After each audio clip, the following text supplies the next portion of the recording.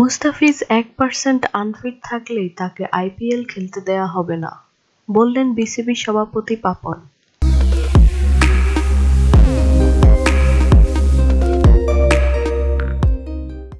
দেখতে লিকলিকে বালক, এমন বালকটাই দেখান বাজিমাত, তবে নিজের শরীরের কাছেই যেন হারিয়ে যাচ্ছেন তিনি। কাঁধের ইনজুরির কারণে দীর্ঘ বিরতির পর মাঠে নেমেছিলেন বাংলাদেশের হাসি মুখের ঘাতক মুস্তাফিজুর রহমান।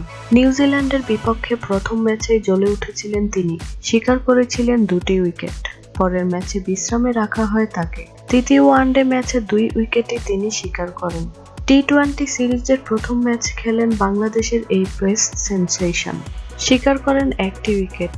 তবে এরপর 2 ম্যাচ খেলেননি মুস্তাফিজ। জানা গেছে নতুন করে ইনজুরিতে পড়েছেন এই কাটার মাস্টার, তাই ইন্ডিয়ান প্রিমিয়ার লিগের আইপিএল এর পরের আসরে তার খেলা অনিশ্চিত। এক সাক্ষাৎকারে বিবিসি প্রধান নাজমুল হাসান পাপন বলেন, নতুন করে একটি ইনজুরিতে ভুগছেন মুস্তাফিজুর রহমান। হাতের কবজিতে চোট পেয়েছেন তিনি, তবে এর সাথে তার আগের কাঁধের ইনজুরির কোনো সম্পর্ক নেই। তিনি আরো বলেন, যদি মুস্তাফিজের সুস্থতা নিয়ে বিন্দুমাত্র সন্দেহ থাকে তবে ইন্ডিয়ান প্রিমিয়ার লিগে খেলতে দেয়া হবে না।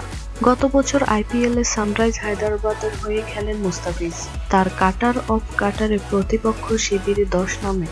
তার দুর্দান্ত বোলিংয়ের সুবাদেই প্রথমবারের মতো চ্যাম্পিয়ন হয় দলটি, তাই দলটি এবারের আসরেও মুস্তাফিজকে চাচ্ছে। তবে পাপন বলেছেন, মুস্তাফিজ যদি 1%ও আনফিট থাকেন তবে তাকে আইপিএল খেলতে পাঠানো হবে না। তিনি আরো বলেন, মুস্তাফিজ যদি শারীরিকভাবে শতভাগ ফিট না হন তাকে নিয়ে বিন্দুমাত্র ঝুঁকি নেবে না বিসিবি। উল্লেখ্য, আইপিএল থেকে ইনজুরি নিয়ে ফিরেছিলেন মুস্তাফিজ। সেই ইনজুরি কাটিয়ে উঠতে অনেকটা সময় লেগে গেছে তার। এরপর সাসেক্সের হয়ে কাউন্টি খেলতে গিয়ে আবার ইনজুরি পড়েন মুস্তাফিজ। অস্ত্রোপচারের পরে সেরে দীর্ঘ সময় লেগে যায় মুস্তাফিজের।